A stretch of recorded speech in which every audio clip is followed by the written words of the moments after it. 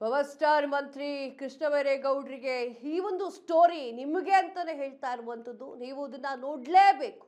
ಈಗಲೇ ಹೋಗಿ ಸ್ಟಿಕ್ಕರ್ ಅಂಟಿಸಬೇಕು.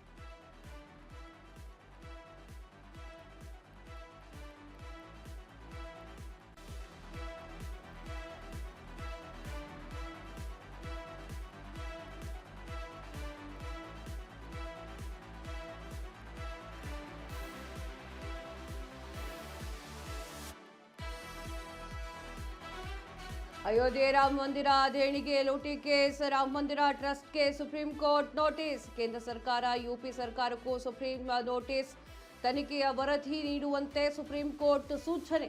ತನಿಖೆಯಲ್ಲಿ ಅವರಿಗೆ ಬಂದಿದೆ ಎನ್ನುವಂತಹ ಪ್ರಶ್ನೆಯನ್ನು ಸುಪ್ರೀಂ ಪ್ರಶ್ನೆ ಕೇಳ್ತಾ ಇದೆ. ಮುಚ್ಚಿದ ಲಕೋಟೆಯಲ್ಲಿ ವರದಿ ನೀಡುವಂತೆ ಸೂಚನೆ ನೀಡಲಾಗಿದೆ. ಒಂದು ವಾರದ ಒಳಗಡೆ ತನಿಖೆ ಪ್ರಗತಿ ಕುರಿತಾಗಿ ವರದಿ ನೀಡಲಿಕ್ಕೆ ಸೂಚನೆ. ಮುಚ್ಚಿದಂತಹ ಲಕೋಟೆಯಲ್ಲಿ ವರದಿ ಸಲ್ಲಿಕೆಗೆ ಸೂಚನೆ. ಮುಂದಿನ ವಿಚಾರಣೆಗೆ ಜೂನ್ 20ಕ್ಕೆ ಮುಂದೂಡಿದಂತಹ ಸುಪ್ರೀಂ. ಏನಾಗಿತ್ತು ರಾಮ ಮಂದಿರದಲ್ಲಿ ದೊಡ್ಡ ರೀತಿಯಲ್ಲಿ ಏನ್ ಹೇಳ್ತಾರೆ, ದರೋಡೆ ನಡೆದಿತ್ತು ಅಂತಾನೆ ಹೇಳ್ಬೋದು. ಹಗಲ್ ದರೋಡೆ. ರಾಮ ಮಂದಿರವನ್ನ ನೆಚ್ಚಿ ಕೊಂಡಾಡ್ತಾ ಇದ್ದಂತಹ ಸಾಕಷ್ಟು ಜನರು ರಾಮ ಮಂದಿರ ಟ್ರಸ್ಟ್ನಲ್ಲಿ ಈ ನಮ್ನಿ ಆಗ್ತಿದ್ಯಾ, ಈ ರೀತಿ ಆಗ್ತಿದ್ಯಾ ಅಂತ ಹೇಳಿ ಪ್ರಶ್ನೆಯನ್ನ ಕೇಳ್ತಾ ಇದ್ದಾರೆ. ಅಯೋಧ್ಯ ರಾಮ ಮಂದಿರಕ್ಕೆ ದೇಣಿಗೆ ವಿಚಾರಕ್ಕೆ ಸಂಬಂಧಪಟ್ಟಂತೆ ಈಗ ಬಹುದೊಡ್ಡ ವಿಚಾರ ಹೊರಗಡೆ ಬರ್ತಾ ಇದೆ. ರಾಮ ಮಂದಿರದ ಟ್ರಸ್ಟ್ಗೆ ಸುಪ್ರೀಂ ಕೋರ್ಟ್ ನೋಟಿಸ್ ಅನ್ನ ನೀಡಿದೆ. ಅಂದ್ರೆ ದಿನಕ್ಕೆ 6 ರಿಂದ 8 ಲಕ್ಷ ರೂಪಾಯಿ ಕಳ್ಳತನವಾಗ್ತಾ ಇರುವಂತಹ ಒಬ್ಬ ವ್ಯಕ್ತಿ 6 ರಿಂದ 8 ಲಕ್ಷ ರೂಪಾಯಿ ಒಂದು ದಿನಕ್ಕೆ ಸಂಪಾದನೆ ಮಾಡ್ತಾ ಇದ್ದ. ಅದು ಕೂಡ ಸಾಕ್ಸಲ್ಲಿ ಇಟ್ಕೊಂಡು ಇದು ಹಾಕ್ತಾರಲ್ವಾ, ಏನು ಹೇಳ್ತೀರಿ, ಕ್ಯಾಪಲ್ಲಿ ಇಟ್ಕೊಂಡು ತೋಳಲ್ಲಿ ಇಟ್ಕೊಂಡು 8 ಲಕ್ಷ ರೂಪಾಯಿನ ಲೂಟಿ ಮಾಡ್ತಾ ಇದ್ರು ಅನ್ನೋದು ಗೊತ್ತಾಗಿದೆ.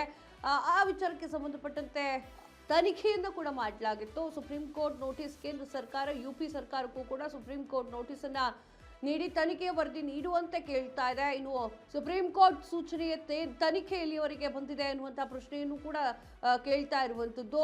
ಮುಚ್ಚಿದ ಲಕೋಟೆಯಲ್ಲಿ ನೀಡಿದಂತಹ ವರದಿಯಂತೆ ಸೂಚನೆ ನೀಡಲಾಗಿದೆ. ಒಂದು ವಾರದ ಒಳಗಾಗಿ ತನಿಖೆ ಪ್ರಗತಿ ಕುರಿತಾಗಿ ವರದಿ ನೀಡಲಿಕ್ಕೆ ಸೂಚನೆಯನ್ನ ನೀಡಲಾಗಿದೆ. ಮುಚ್ಚಿದ ಲಕೋಟೆಯಲ್ಲಿ ವರದಿ ಸಲ್ಲಿಕೆಯ ಸೂಚನೆ. ಮುಂದಿನ ವಿಚಾರಣೆಗೆ ಜೂನ್ 20ಕ್ಕೆ ಮುಂದೂಡಿಕೆ ಮಾಡಲಾಗಿದೆ ಸುಪ್ರೀಂ ಕೋರ್ಟ್.